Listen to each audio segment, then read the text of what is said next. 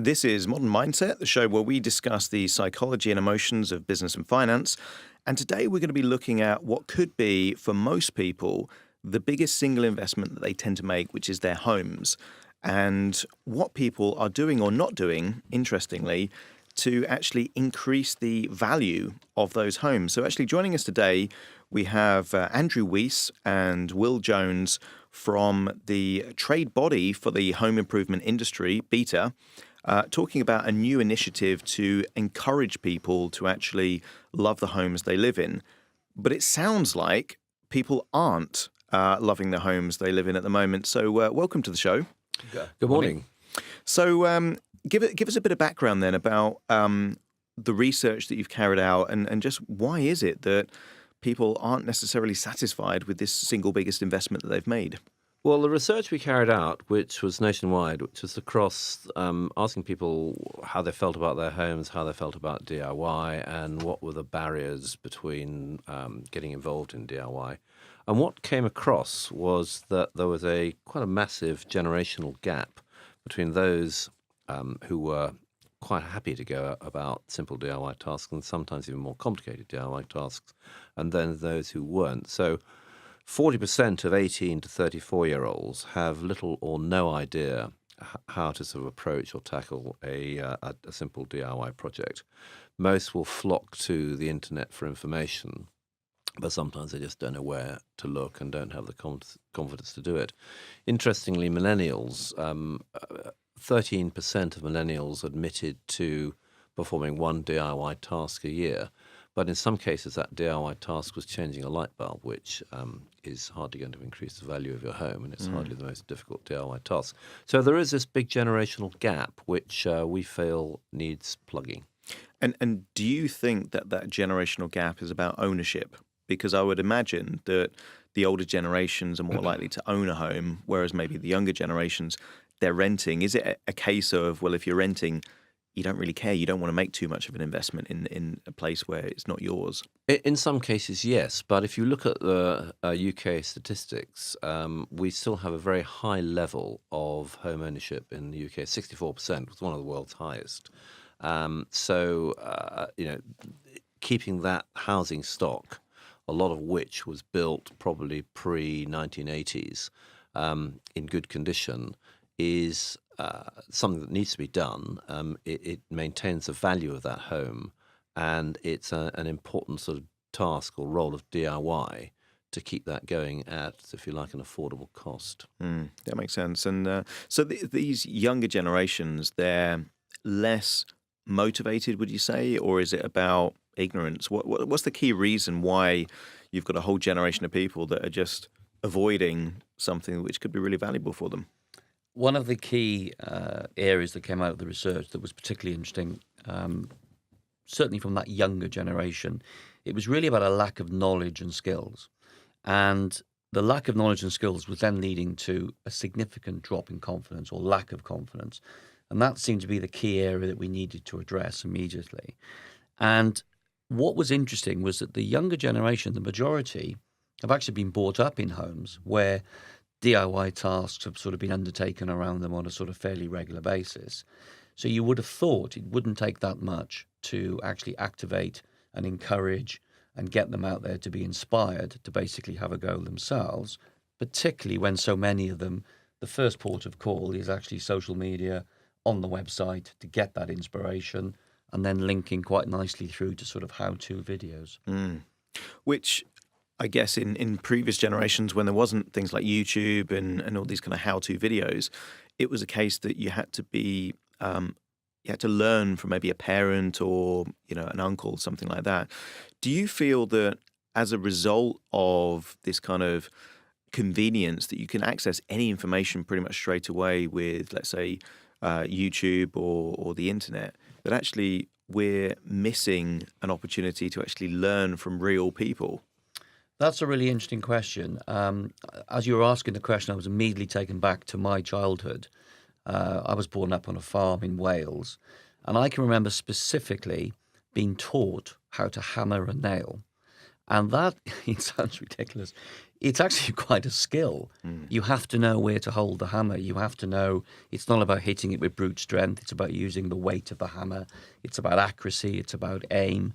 I can remember learning how to use a spade properly, a shovel, how to brush a yard properly. And yes, it's a good point. They are learned skills. And then when I think about my school days, actually, we did have woodwork, we had metalwork, and there you'd have that sort of basic education on using tools. Yeah, that's a good question. Because I always think there's a difference between skills and knowledge. Because if you just want to know something, very easy to kind of find that information. But nobody would learn to swim by going on YouTube, for example. You know, it's Yeah, I'm the exact opposite to Will, actually, in terms of my father was completely hopeless at DIY. Never, he wouldn't be let near anything. So I'm self-taught, and I learnt from books and from asking questions, and in some cases from making mistakes.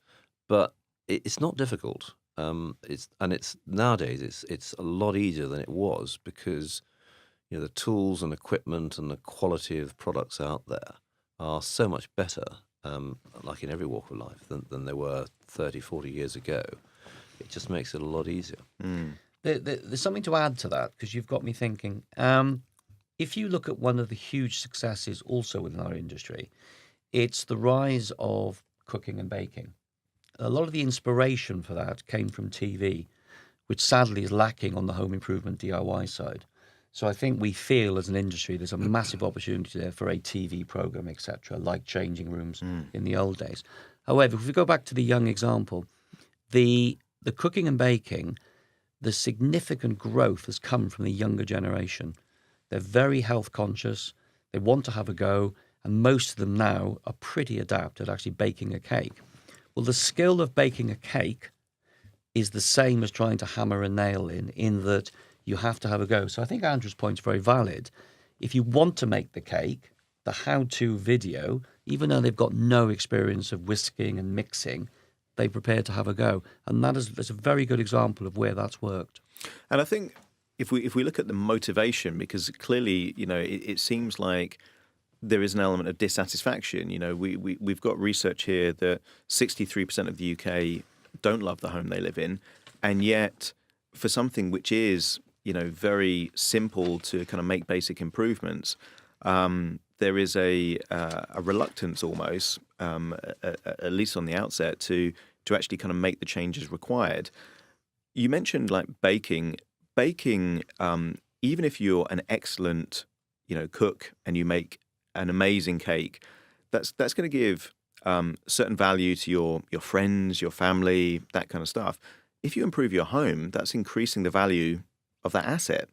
Why is it then, if there's such a big motive to a payoff really to improve the home that you live in, why do you think there's that dissonance? Why are people not doing it? Well, it's quite interesting, because you look behind that statistic about people not loving their home. The background is that the reasons are marks on the walls, conditions of carpets or flooring, clutter, smells in some case, lack of space, temperatures too cold, poor decoration, condition of the garden.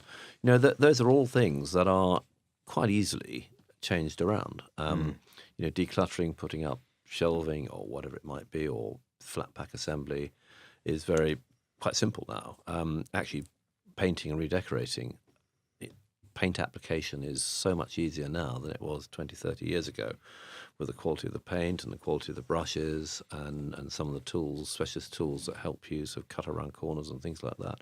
So, it's not, I'm going to say rocket science is probably the wrong thing to say, but it's not that complicated. But it is, once you've done it, enormously satisfying, and in terms of personal well-being, very good. And it's addictive. I mean, I'm probably one of those people that, in my early 20s, the idea of doing any kind of home improvement would be kind of, well, why would I even bother? But once you start, it gets quite addictive, and then it's a case of, how do you even stop? Where do people typically start this kind of home improvement journey? Is there kind of simple steps that people can just kind of get going? I think this is what this campaign is about. It's about encouraging people to take that first step with a simple task. So whoever's listening to this program, think about your own house. Go home this evening. I mean, you look at the research, 25% are frustrated by excess clutter at home. So go home, look at what's causing the excess clutter. Invariably, it'll be things like dog leads, Wellingtons, wet equipment, sports equipment.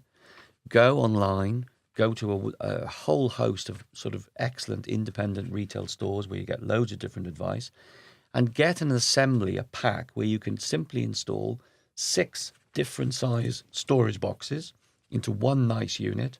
Invariably, these units are on wheels. And suddenly, all of that clutter has disappeared into one area. Start with that.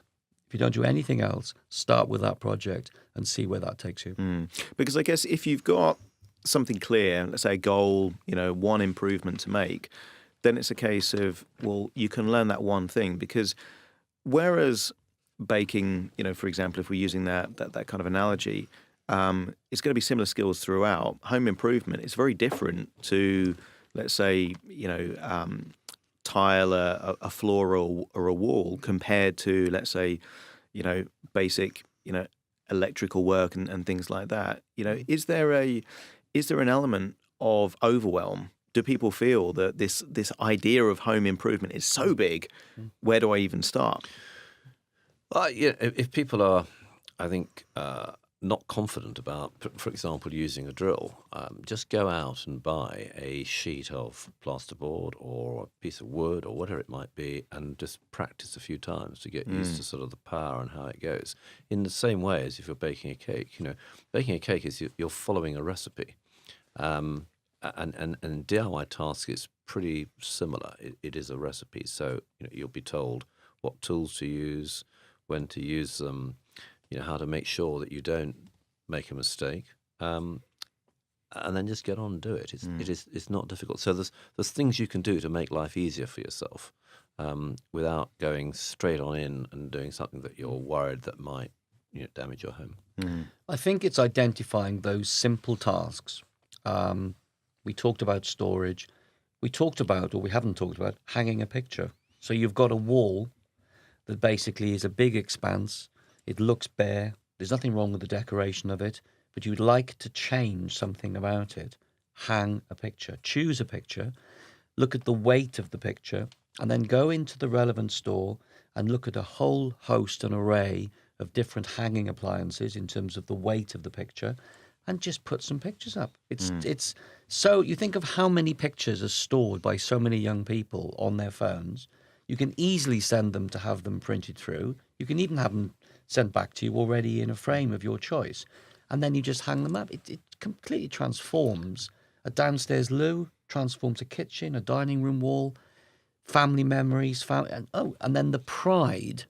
That's the bit that I think is missing, is that sort of empowerment, good fun, but actually sense of achievement because you completed a practical task. Will's absolutely right, but step one, absolutely, whenever you do any DIY project, is know your surface. So when you've got that wall, find out if it's plasterboard, brick, or wood, or whatever, and choose the appropriate fixing. But it's not difficult. On Home Improvement Week website, there's all sorts of tips and ideas as to how to tackle these projects, and it is not difficult. I mean, it seems like there's so many benefits of just getting started. Like you say, even just putting up a picture or doing something very basic can actually give you that sense of pride. But it looks like from your own research, 20% of people say that, the reason why they don't love their home is poor decoration. Yeah. To what extent, is it an option? I mean, you wouldn't outsource, putting up a picture, but is there a trend, would you say, for people to, if they don't have the confidence, if they don't have that kind of skill set, to the phrase get someone to do it for them rather than do it themselves? There is a trend, and that's the thing that we find actually really quite frustrating, because if you look, let's say you're in the London area, if you're looking and you're in a rental flat or you're in your own home,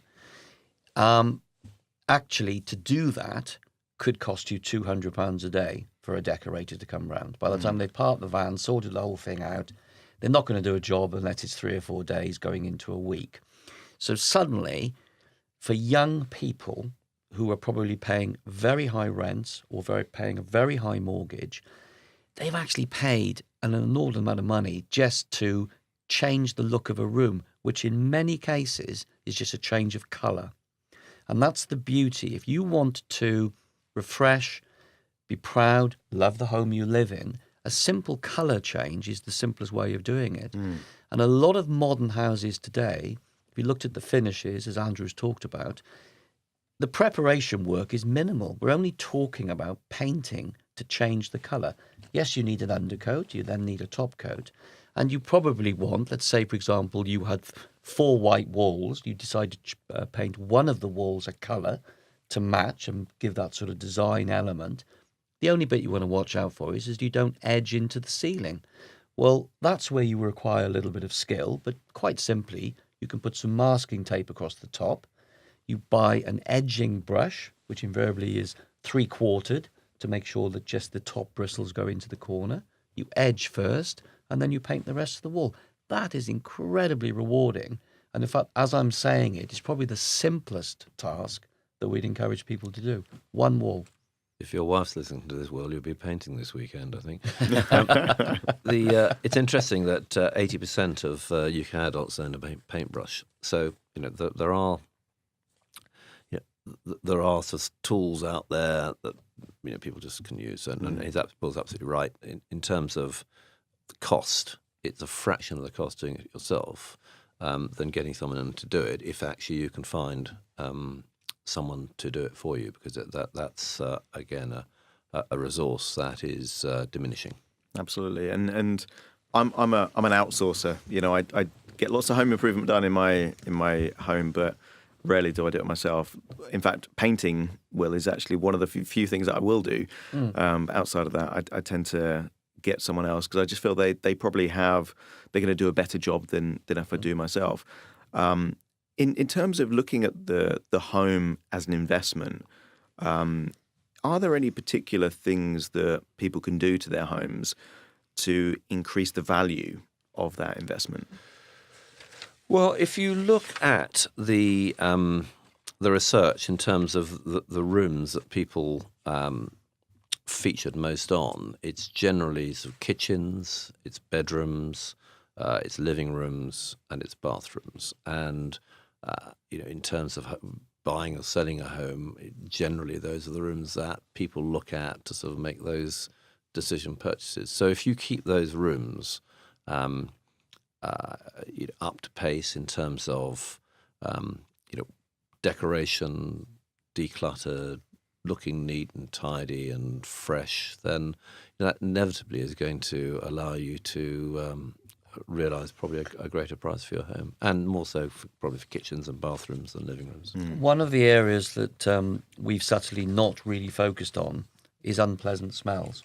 Right. 23% of people said or believed that they were sort of embarrassed by the home because of unpleasant smells. A lot of those smells are actually caused by very simple things. It could be an old expeller that needs changing because it's got some congealed fat, whatever, on it. It could be a grill pan of a cooker that actually hasn't been cleaned properly for some time. It could be a very old carpet. You can pull a carpet out. Quite often you can lift a carpet and be surprised at the quality either of tiling, boarding, anything that's beneath the carpet. You think, well, do you know what? That gets rid of the smell. And actually, I prefer that new surface anyway. So I definitely think I'd agree with Andrew. There's the decorating, there's the decluttering, but also there's additional things that you can do. And obviously, the obvious one, I mean, I've noted that the programme is really towards or aimed at sort of value. All of these things need to be certainly done in any sort of period of time building up to the sale of your house, because it's going to be easier to sell a house that looks good and has been decorated and doesn't smell prior to the sale. Sounds obvious, but absolutely. But at the same time, even if you weren't planning on selling that, even if it was, let's say, either refinancing, if you get valued, then you can kind of release that equity, which a lot of people are doing these days, or just that sense of pride and satisfaction, because for 63% of the UK not to love the home they live in, it seems to me from what you're saying is that very simple changes, or even just to start the journey of making these home improvements, can actually massively increase the emotional satisfaction of where you spend the vast majority of your time. Yes, exactly. Yeah, absolutely right. And for property as an investment, it's all well and good for let's say people that already have their home. For these more likely to be millennials that are trying to get on the property ladder, it may be the case that actually a home or a property purchase that is in need of repairs and things is more feasible for them perhaps to actually start that journey. Well, it's a perfect project. It's been launched this week in Liverpool for that, where they're selling, I think, in a certain area, houses off for £1 a go. Oh, that's right. And then you just have to go in and do all the work yourself. And there's certain caveats about when and how you can sell it. But that seems to me to be, for somebody who's, a potential DIY, that's a perfect project, because even if you do make a mistake, you're probably not going to do too much damage. You can only build from that. And that's the case for lots of, lots of homes that you go in, you buy that are in a very poor state. The value that you can release by actually just going in and getting things done yourself is enormous. I've just done it with my own home, actually. So there is a real opportunity potentially for first-time buyers that if they are willing to embrace this kind of element of home improvement, that actually not only could they get on that property ladder earlier, but potentially they could generate more equity in that property to climb the ladder. Well, I think there's an even bigger opportunity than that, in that even the millennials who are renting, if you ask the majority, they get that at some point in their lives they're going to own and purchase a home. The more we encourage the millennials in rented accommodation to have a go at DIY, the more confidence they're going to build to make them think, do you know what, I could go and buy a property that invariably will be cheaper because it'll need some work doing to it. But because I have a better understanding and my confidence levels are up, that'll give me that sort of inclination to be a little bit more courageous and say, yeah, I can do this. So it's almost like an apprenticeship. Yeah. Use your rented accommodation as an apprenticeship to have a go before you go and purchase your first house. Check your lease first. Oh yes, Just it's true, but I mean, as a landlord, if I've not had one tenant ever email, text, call me and say, can I make some improvements to that home? It's just kind of like they'll say this needs doing, but never will they actually kind of volunteer that. And there is an element of chicken and egg. It's kind of like, if you start that journey, if you kind of feel that kind of desire to improve, then yeah, you would look at, let's say, a fixer-upper as a property on the market and see that as an opportunity rather than a burden. And I think it's the psychology of how you evaluate these properties that can make a big difference as to whether or not you even go for it. And it's very interesting because my son's just moved into a new rented flat, and all he and his partner have done, and she's an interior designer, is they have decluttered it. They've made sure they've got the right space and a comfortable space to live in, and they've decorated it in terms of wall hangings or pictures or that. They won't go into any what I'd call structural DIY until they buy their own home, and then, because they want to make it more comfortable, because money will be limited, because buying a home is an expensive thing to do, they will then go on that sort of DIY journey and get things done. And the perfect point in that story is they're both doing it together. Yeah, so there's not a male-female thing here about home improvement DIY. All the tasks we've talked about will invariably mean both partners going on a joint journey in terms of what should we buy, what should we do, what do we join, what do we need to purchase, let's make it together. And even the things like we were talking about the decorating, invariably one of the partners will make the colour choice and the other partner will end up doing the work, or both. So it's a collaborative approach that is incredibly rewarding and very fulfilling, and ultimately would put you on, lead you in sort of the right step into that, ultimately moving on to that house purchase. Well, it sounds like, ignorance and inspiration are two of the main barriers to people getting involved in home improvement. It sounds like that was really the motive for creating National Home Improvement Week. Tell us about National Home Improvement Week. What is it? How can people get involved? Basically, it was an industry-led initiative, following on from recognition that the younger generation in particular didn't have the confidence or skills. And that's what we wanted to focus on, to make them feel more confident to have a go and to encourage them and educate them into this area. That's really the background to the campaign. And what kind of information, what kind of inspiration can people expect to see on let's say the Home Improvement Week website, and where can they find out that information? Well, the website is homeimprovementweek.co.uk, and all of our partners and sponsors have their information on there, and there are 13 partners and 3 sponsors. They represent most of the major areas of DIY in the UK in terms of decorating and general sort of power tools, fixing, that type of thing, garden. So just go onto that site and you'll see those brands. You'll see lots of how-to tips. You'll see lots of links to go to places where you can just get that information and, more importantly, that inspiration. And I had a bit of a browse on the site. I saw lots of videos on there, lots of kind of tips and advice and that kind of stuff, which is obviously a useful resource if people have that kind of feeling of that they don't know enough. In terms of, let's say, a rallying call, it's a month to go to Home Improvement Week. What would be your call to arms? What would be your message out there to people out there that are still sitting on the fence and they're like, not really sure about this home improvement thing? Well, I guess is have a look at the site, get some inspiration, decide on what you want to do, plan it, make sure you've got the right tools, and then when you go about undertaking the job, the strapline we've got for this whole campaign is love the home you live in, and just get out there and do it. Perfect. Andrew, thank you very much. Will, thank you very much. Pleasure. My name is Adam. This has been Modern Mindset. Join me again next week for more.